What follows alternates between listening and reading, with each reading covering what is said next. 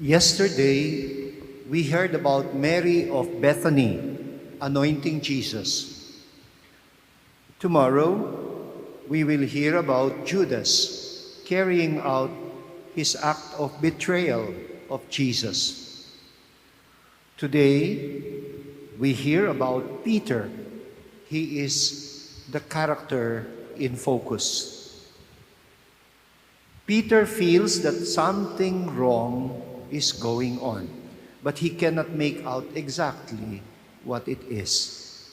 Nevertheless, he notices that Jesus has been restless and has been mumbling something about a betrayal that was about to happen. And that is why Peter whispered to the youngest disciple to find out what Jesus was talking about. He also presupposed that Judas had gone out because he had been instructed by Jesus to do quickly what he was supposed to do, which was to buy the things that they needed for the Passover festival kasi siya ang treasurer ng mga apostol. He was at a loss, Peter, how to interpret Jesus' body language and the meaning of the things that were happening around him. You probably remember in one of my past homilies, I referred you to a fiction movie about the life of Saint Peter entitled Quo Vadis, Domine? Where are you going, Lord?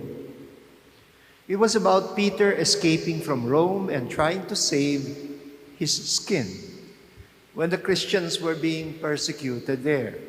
Apparently, as Peter was fleeing from Rome, he had a vision of Jesus carrying his cross and going to the opposite direction, namely to the city of Rome.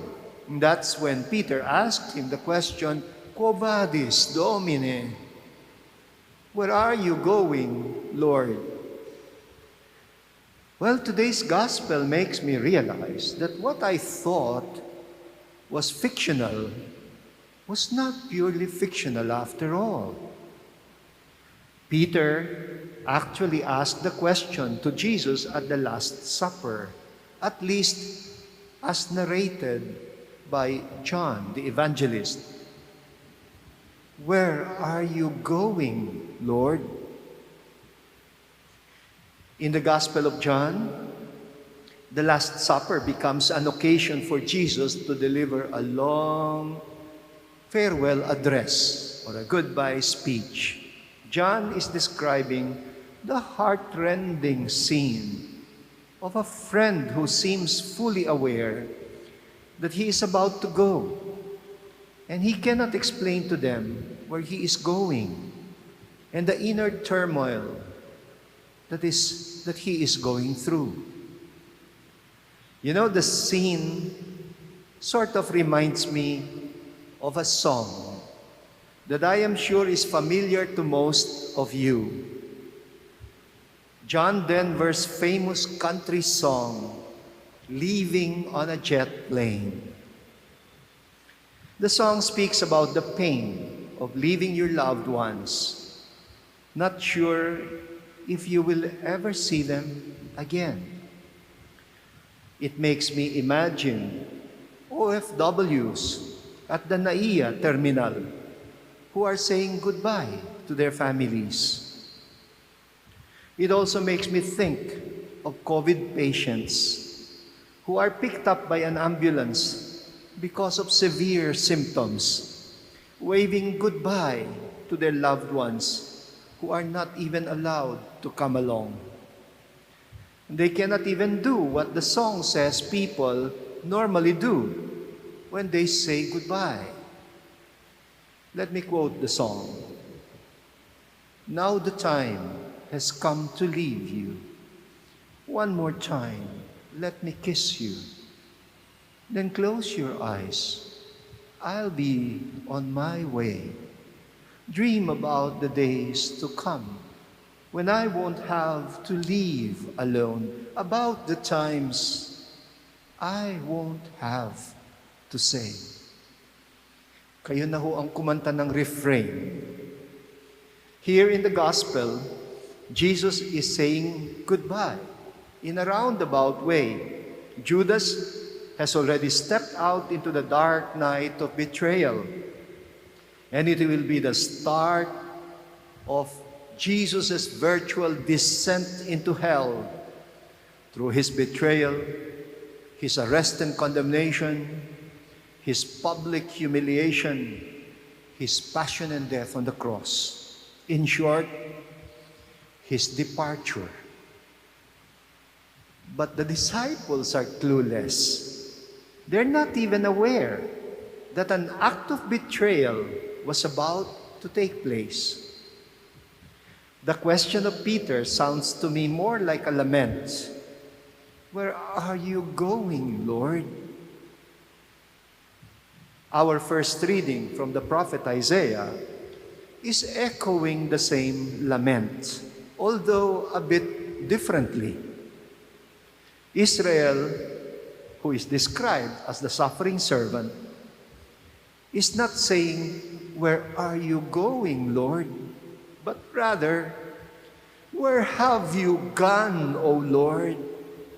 Why have you left us behind, abandoned, forsaken?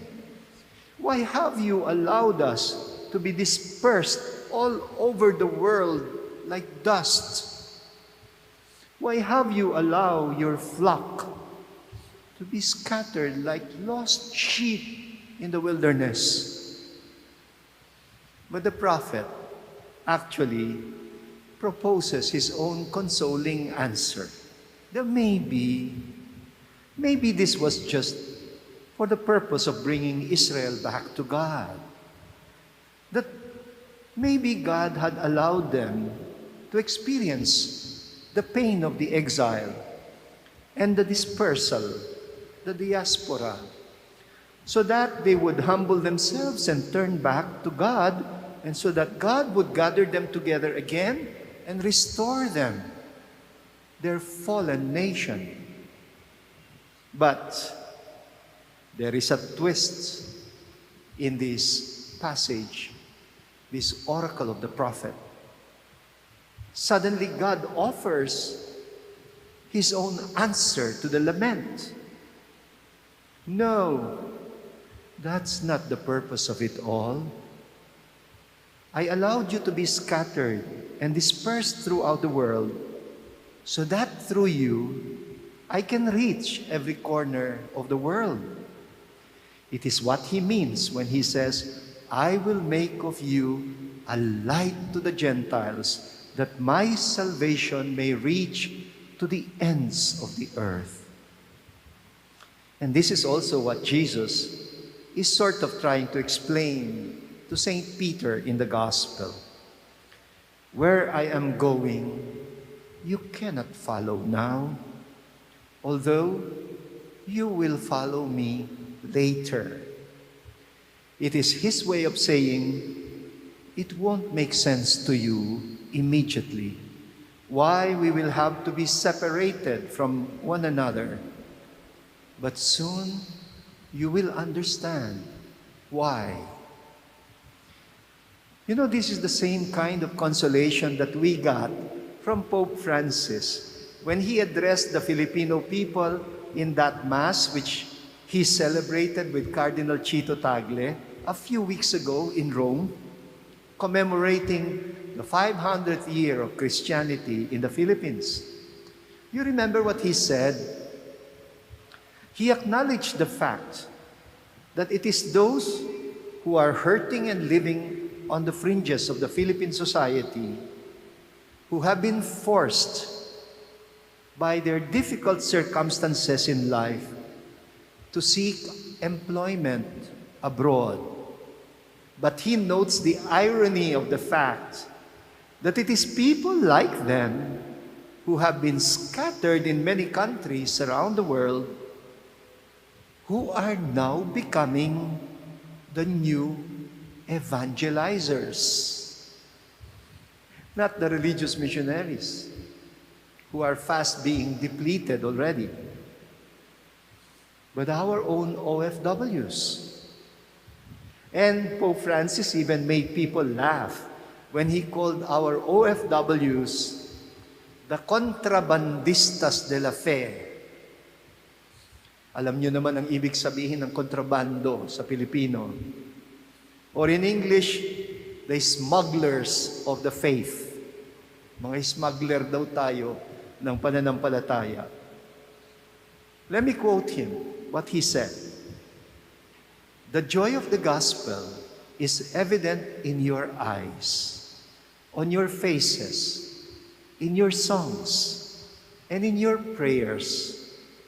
The joy with which you bring your faith to other lands. And then he says, Filipinos are smugglers of the faith because wherever they go to work, they sow the faith through their discreet and hard-working presence, through their humble, hidden, courageous, and persevering presence.